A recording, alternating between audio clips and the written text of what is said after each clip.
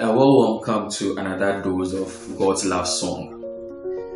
Often in life, things that get bent become bitter, and that is what human beings will turn out to become. When we are hurt, betrayed, slandered, disappointed, we become so bitter, and when we don't take care, we end up extending that bitterness to even people that love us. Joseph in the Bible had a similar situation. He openly told his family, his loved ones, the dream he had been given by God, and his brothers hated and envied him. The father even got angry at him. They sold him into slavery. And when he thought things were going to get better and he was favored to be in charge of Potiphar's home, the wife again then sells him out. She tells a lie on him and he's sent back to prison. He helps someone in prison and the person forgets about until the appointed time when God remembered him. And he was so much bent, but there was this unique thing about Joseph that he was not bitter, even though he was bent. And the question to us this day is, can we be bent but not bitter? Can we, like Joseph, be able to say that we are letting go?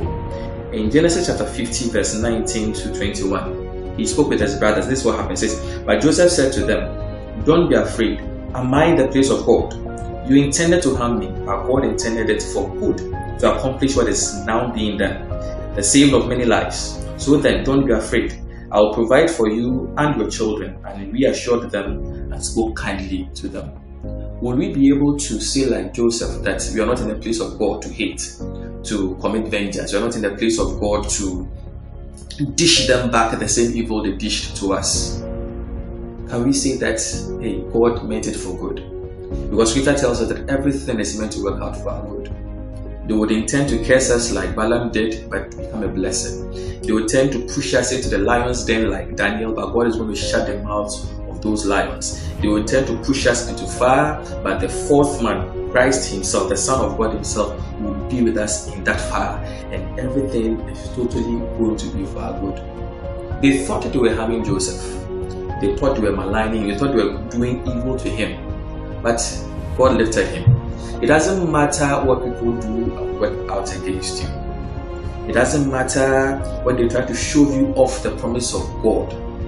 But the beautiful thing is that God is going to make it work out for you. But in such a state, when you are bent, can you not be bitter? He says we should forgive 70 times 7. Vengeance is his. Can we say we are not in the place of God? Can we be able to say that, hey, I'm letting it go. I'll show you love. Though you intended to harm me, I'll still do well for you. And I'll even feed your children as well. Bent, but not bitter. That colleague at work that doesn't mind stepping on you just to be favored. That friend of yours that doesn't mind just to hurt you. That spouse that hurts you day in and day out. That family relative that looks on you with disdain. Or all that evil that are plot out against you. Those friends that neglect you, the betrayal, the disappointments, the slandering, the maligning, all of that. When we get bent, can we still show love and not be bitter? Like Jesus said on the cross, "Father, forgive them, for they don't know what they are doing." If they know who you are, they will hurt you. If they know that what evil they are working out against you is going to work out for your good, rather they would have done it. Bent but not bitter. It's actually for our own health, because God is working it out for your good. Peace.